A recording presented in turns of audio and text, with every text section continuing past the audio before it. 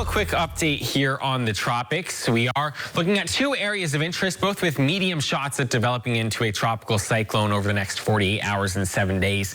This system out in the Bay of Campeche has a 50% chance of developing over the next 48 hours. Into next week, a 60% chance of development. That, like Alberto, will stay in the western Gulf of Mexico, but this is a little bit closer to home, a 60% chance of developing over the next 48 hours, but really it only has a couple, and we see that spin just offshore of Brunswick, Georgia, and that is moving towards the west. So it'll move onshore within the next couple of hours. So that's all the time it has going for it. And notice we have that low-level spin, so that's going for it. It also has sustained winds upwards of 35 miles per hour. So it is close to being it's classified as a tropical depression. However, there's some things that it doesn't have going for it as well. We see on the visible satellite all this thunderstorm convection was close to the center of circulation earlier today. That's since moved to the south and kind of detached from that center of circulation. So I'm kind of thinking of this as an offensive play call. We could think of this in terms of football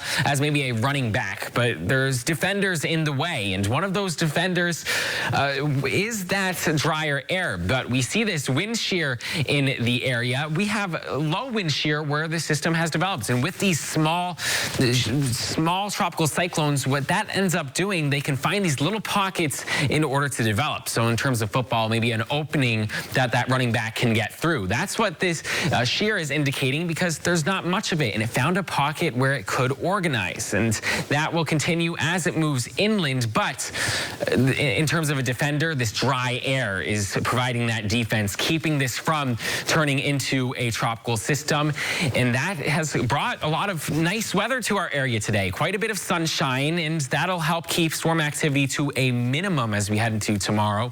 And instead of widespread storms across the area, we'll see some scattered storms in our area, and more likely in the Swanee River Valley and eastern portions of our Ewing area. Valdosta, a greater chance at rain than Tallahassee tomorrow, but a pop-up storm is still going to be possible Sunday, although a little bit less coverage as we head into your Sunday. And we can see that forecast and focus showing whatever becomes of this tropical disturbance, that spin will exist in southern Georgia tomorrow morning. That'll bring a little bit more cloud cover to areas like Valdosta and Moultrie tomorrow.